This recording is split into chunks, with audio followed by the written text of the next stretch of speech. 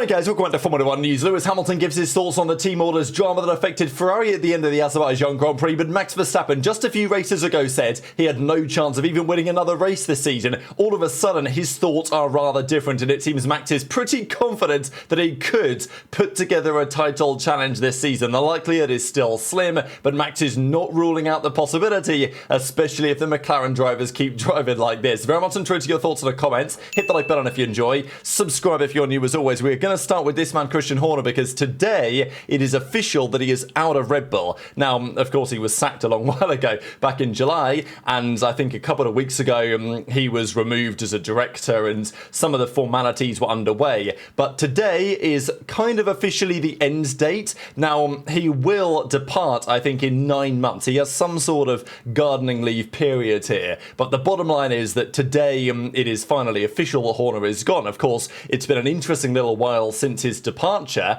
because initially under Mickey's nothing seemed to change. If anything, things got a little bit worse. But of course, that wasn't really to do with him. It does feel like Mickey's has made some positive impact. There's talk from Verstappen, there's talk from Marco about things. They treat things from a more technical perspective. They're relying on simulations less than they're used to. And it feels like Mickey's came in, gave things kind of a fresh look, and maybe helped point them in the right direction to some extent. The reality is that many of the upgrades that they have done and the progress they have made was work that was done under Christian Horner's helm. Some of their upgrades that have delivered better performance were designed, of course, with Horner in charge, but maybe there's a feeling that in recent rounds they've had a bit of a new way of thinking which may have given them some advantage. So McKees is looking in a pretty good spot right now as the team principal at Red Bull. Of course, next year could be a very different story indeed, according to certain rumours as it stands. But Horner is gone, and he will be getting paid a fair chunk of change to go. So they've reached the agreement to terminate his contract. There's going to be a 9-month gardening leave period. There are different rumours as to what he's going to get paid for it. At the end of the day, it's not going to be a bad payday for Horner getting bought out of this contract early. I'm sure he's not happy about the way that things ended, of course. There's a lot of people at Red Bull still very loyal to Horner, and understandably so. But in a few months' time, it is possible that he returns to Formula 1 in some other capacity. Some rumours that it could be 60 million euros, some other rumours that it's $100 million. So who really knows? I don't think we have a precise figure. The reality is, it's a fair bit of money. Is it going to make his net worth Toto Wolff's, who owns part of Mercedes and is worth over $1 billion? No, but it ain't a bad chunk of change. Now, the key point for Horner will be, because, yeah, the money's nice, sure.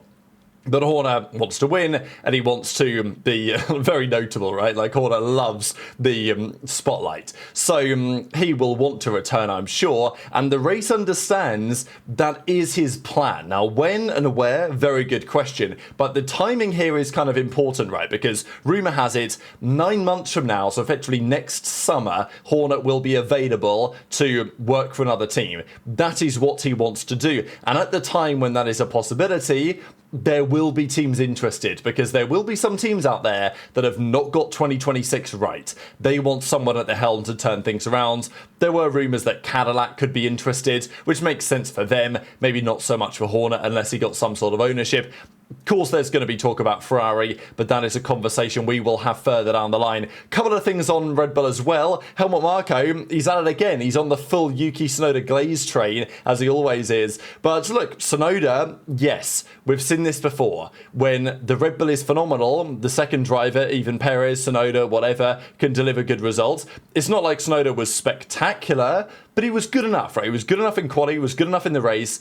He may have had some opportunities to try and overtake Lawson, but he said in an interview that, it wasn't worth the risk. He needed to score the points. Obviously, it's also a sister team car. And again, I'm sure it didn't make Zach Brown or Lando Norris particularly happy that he was stuck behind two drivers driving for the same team but for different teams, and therefore wasn't able to make any progress as a result of that. But of course, Norris should have done better in multiple occasions yesterday and even Saturday too. And frankly, he should have, well, his team should have done better as well in the pit stops. So Marko gives some praise to Yuki and says that at times his lap times were almost on par with Max, which is maybe a bit of a stretch, but Yuki did a respectable job given the circumstances yesterday. And if he continues in this fashion, then maybe Red Bull's decision is not made yet, because I actually think that Baku threw a bit of a spanner in the works.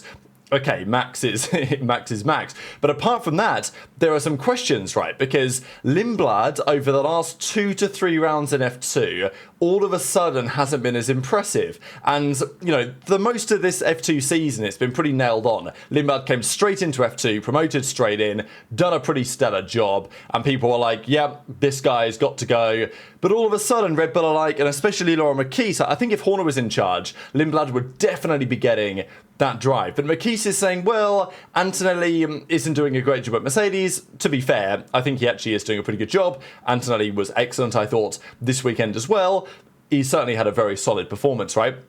No, yeah, the conditions this weekend benefited Mercedes in the sense that they were relatively cool. We know that their tyres, when thermal degradation is an issue, can be a bit of a problem. This weekend's conditions that suited Mercedes quite well, not too dissimilar to Montreal. They were able to nearly get a double podium as they did back in Montreal. So there were some factors that favoured Mercedes. Antonelli was still solid given the circumstances. Not an easy track around Baku, given all the other drivers that ended up in the wall and having problems. Kimi held his own. But on the grand scheme of things, Antonelli has not been excellent this season. He's had his issues, he's had his mistakes. There's a general feeling that he may have been, put in too early or something. And you could argue that maybe another year in F2 for Antonelli, another year in F2 for Lindblad could be an idea. So Red Bull, it seems, are all of a sudden saying, okay, hang on a second. Lindblad, the last couple of weekends, has made some serious mistakes in F2. Are we making the right call, rushing him into F1? Especially when Hadjar is probably getting promoted to Red Bull. It's difficult to say no, given that he got the podium. But,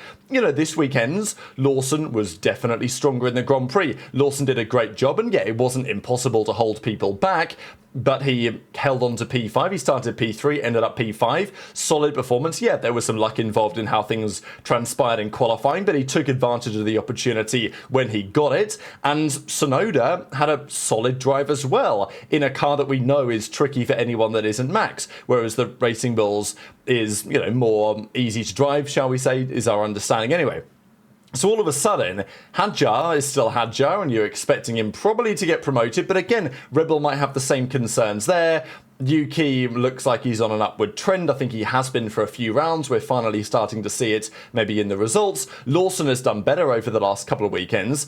And then Lindblad's faltering a bit. So all of a sudden, things are very much up in the air again when it comes to Red Bull next year. What is not up in the air is that Max Verstappen will drive for them. What is a possibility is that he wins this title. Now, there's 69 points he's got to make up on Piastri. Only 44 to Lando, by the way. I genuinely do think there is a good chance that Max splits the McLarens this year in the Drivers' Championship. I don't think he beats Piastri. I think that's a stretch. I expect Piastri to bounce back well in the coming weekends. I think that he will. You're not going to see weekends from Piastri like this every time. But if he has 1 or 2 more weekends like this, Max can do it. And Max, a couple of weekends ago, was literally saying, this car is nowhere near where we need it to be. I mean, Hungary, for example. It's a disaster. I can't win with this car. I'm not going to win a Grand Prix from now to the end of the year. The chances of me winning the title are 0.0 recurring percent, right? So now he's saying, well, I'm not trying to hopium you guys, but with 7 rounds left, 69 points is a lot. I don't think about it. I go race by race. After Abu Dhabi, we'll know. So a few rounds ago, he was effectively ruling out race wins. Now he's refusing to rule out the championship. He knows he feels real good in that car right now. They've made progress. What they've done with their setup direction, there's clearly something Red Bull have found. We think they can run the car closer to the ground now. They can generate more performance. Max is loving it. And look, Baku, Monza, lower downforce circuits, right? That's where Max and the Red Bull seems to thrive. If he can win Singapore, which he's never won before, the championship is on. If he doesn't, then, it probably is over. But it is quite remarkable how on a weekend where the championship leader had an absolute shocker on the Saturday and the Sunday, and even arguably on the Friday as well, every session for Piastri this weekend was pretty damn messy. On that type of weekends, we're not talking about Lando closing the gap. We're talking about Max, who's way behind, somehow still having a chance. So I think that gives you some discussion as to where this weekend was for Lando. Couple of other bits of drama. Colapinto actually during the race had better race pace than Gasly, right? So yeah, there's a lot of drama between what they should do with that pairing. I wanted to mention it just because after the crash in qualifying, which Colapinto also did when he was in the Williams here last year, he did the same crash and it did not seem like Briatore was very happy with it. The feeling is that they may have decided that, you know what, Colapinto's not the guy. Of course, Gasly's got the extension. But if you see the 46 replies to this tweet with only 6 likes, you will know that there are plenty of Argentinian fans in the replies giving their numbers and stats on that Colapinto's actually the faster guy. So anyway, there's understandably, you guys know how it goes, right? So we're not going to go into too much more of that, but I thought it was pretty interesting as they round down to a decision which Briatore will make, which when Briatore is making the decisions, you genuinely never know what's going to happen. A couple of things on McLaren, because Andrea Stella gave some remarkable interview comments. Now, I will say, the most annoying team principal to me is Fred Vasseur. Not annoying, I don't mind him, but the comments that he makes to the media are like, you can't be serious. And Stella was maybe as bad, if not worse, after Azerbaijan. I found his comments quite remarkable.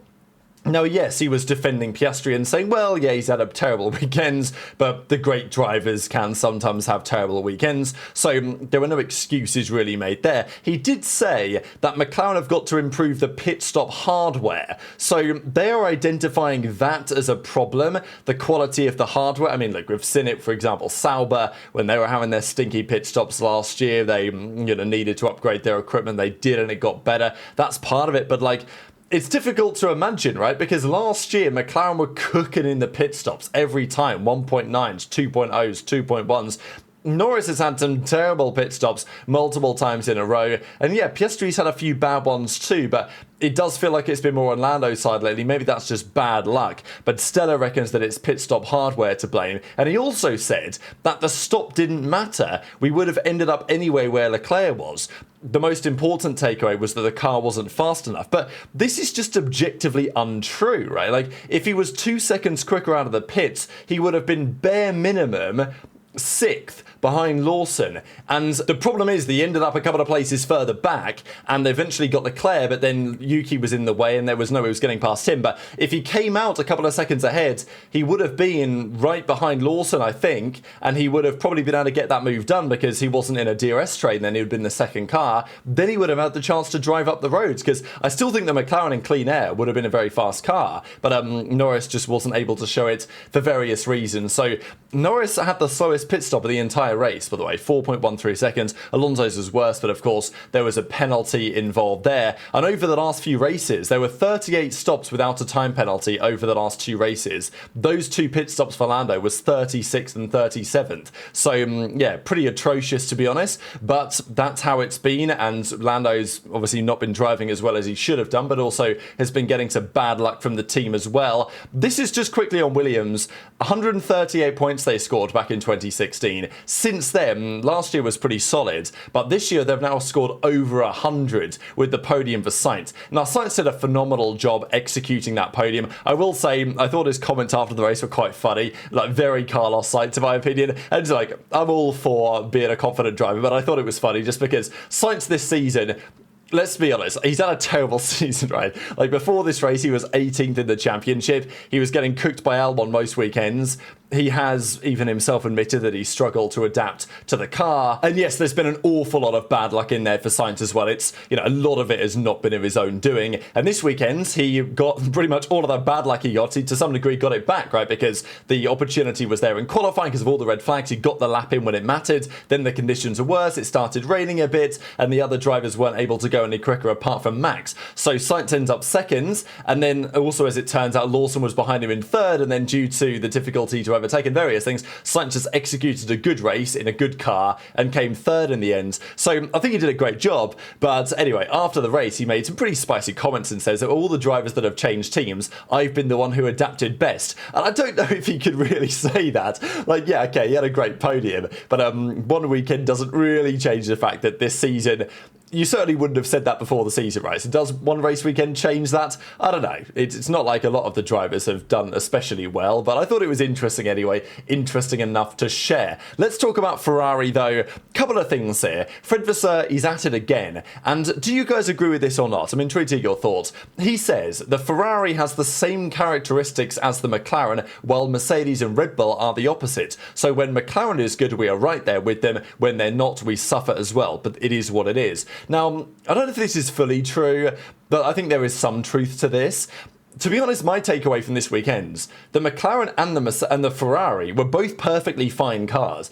The Ferrari is always like a bit of a problem, but the Ferrari was not far off being good enough to qualify very, very well on the Saturday. They messed up Hamilton. I mean, Hamilton was right there. They messed him up big time when it came to the strategy during the qualifying session, and then Leclerc was on for a great lap and put it in the wall. So the Ferrari, they just qualified badly. That was the main issue for them. And the McLarens, yeah, they were not as strong this weekend. It's not a circuit that should suit them drastically well. But I think the Ferrari was still reasonably okay. The Red Bull is going to be quick at these lower downforce circuits right now. The Mercedes is going to be quick when it's cold, generally. And when let's say also for the Mercedes, when the corner types are very similar, the Mercedes tends to be able to make it work. So Baku is just 90 degree, 90 degree, 90 degree. So Mercedes can set the car up for that and not have to deal with some of the compromise. So I think there's a bit more nuance to this. But it's easy for Vasseur to say, isn't it? To be like, oh, well, it's okay that we were terrible because McLaren were also terrible. And it's like, well, yeah, McLaren were terrible, but the car wasn't that bad. Like, if Lando had qualified seconds, he would have finished second, right? He wasn't getting overtaken. There were other reasons for that. And Fred Vasseur says, we're in a dynamic. When I say this, it might sound crazy, but we're more positive on the performance side since we were in Spa. The problem is we're not putting everything together in order, but in terms of pure performance, we are heading in the right direction. I mean, I don't know. Is he at it again? Do I kind of see what he means? Maybe yes. I think Hamilton's been kind of more optimistic about the way that things have been happening over the last few Grand Prix, feeling that they understand a little more how to get the best out of the car. The problem is that after a bad quali and not really enough race pace to do any damage, getting stuck behind the train that was ahead that even Norris couldn't do anything about, they ended up P8, P9, and the drama was about the swap at the end. If you guys didn't see it, right at the end of the race, Hamilton, I mean, he would have probably overtaken Leclerc anyway, because he was so much faster than Leclerc on those newer medium tyres. Leclerc let him through to not lose any time, because there's no point battling. Hamilton went on the road and tried to battle ahead and take Lando, but never going to happen, got stuck in the DRS train. So at the end of the race, Ferrari asked Hamilton to give the place back. Now, again, pretty irrelevant as far as Charles Leclerc is concerned. He's like, look, in all honesty, I'm not bothered too much about P8 or P9. The team said, Vasseur says, we asked Hamilton to let him through, and I think they asked him for a couple of laps in a row. I think Hamilton did this deliberately, personally, but, you can make your mind up in the comments. And I think if I'm Hamilton, you're well within your rights to do this, right? Fundamentally, he drove a better race. I know Leclerc had some issues with his battery in the first 20 or so laps that slowed him down. But Hamilton went long on the hard tyres, he went to the mediums, he was quicker. He would have overtaken Leclerc on merit. He was asked, Leclerc was asked to yield so he could go by. So the idea of him having to then give that position back at the end, look, it doesn't matter that much for Hamilton, but I think that there was at least something in there for Lewis about finishing ahead. He did back off, and Leclerc did overtake him, but just after they'd got to the line, right? So it was one of those, like, Valtteri abort your fastest lap attempt moments where he aborted, but it was too little too late, and he crossed the line and still got the fastest lap at the time back in Zandvoort. So that's what Vasseur says, that Lewis misjudged it. Hamilton said this, obviously I was quicker in that moment, but Charles was gracious to let me by. At the end, I got the message really late on, and I was zoned in on the car in front of me, even though there was like a 0.0001% chance of passing. I was still hopeful maybe that the guy in front's car would blow up and I'd managed to cross the line, which I guess is champion mentality. I did lift on the straight. I actually did brake, but I missed it by 0.4. That was just a misjudgment. Apologies to Charles. So, interesting comment. I don't know. Do we believe Hamilton that he intended to give it up? Because I think if he wanted to give it up, he probably could have done. I don't know. I'm a little bit skeptical as to whether this was a bit of a statement for Lewis to say, look, Leclerc is meant to be the greatest of all time around this circuit, and I've just done a pretty good job on him this weekend. I think there was a little bit of that from Hamilton, but intrigued to your thoughts in the comments. The bottom line is it doesn't really matter, P8, P9, because Ferrari scored a grand total of 26 points since the summer break, by the way. A race win is 25. So, Ferrari have scored 26 since the summer break. Racing Bulls have scored 27, and Williams have scored 31. So it's not been a great run of form for any of these guys as of late. Just one final thing I wanted to mention here. Thought this was pretty cool. You guys might not have seen this. This was George Russell coming into the pit lane. And the pit lane in Baku is a scary place. But let me just play this at full speed for you guys to see how quick. I mean, you guys can't quite see it from that angle. I'll just play it from the zoom out version so you guys can get a better view of it. But this was, he sent it here. Like, he properly sent it into the pit lane. And this was pretty spectacular. No other driver sent it that hard. And even though he only had the 6th fastest pit stop, Russell, he was the fastest in the pit lane by quite some way because he attacked the entry that hard. So I think often in F1, there's all the talk about pit stop time. There's not as much talk about the amount of attacking that some drivers do on the entry. Very noticeable in Baku, also noticeable at some other tracks as well. But, drivers can gain or lose significant time on how or hard they're willing to attack the entry. Russell did that better than anyone this weekend. Very dangerous, I will say, the way this pit lane works. He could very easily have just crashed out of the race right there, which would have been, spectacular for multiple reasons. But that was the killer instinct that he required to get second place. So very much enjoyed your thoughts in the comments. Hit the like button if you enjoyed. Subscribe if you're new. Take care. And I'll see you next time.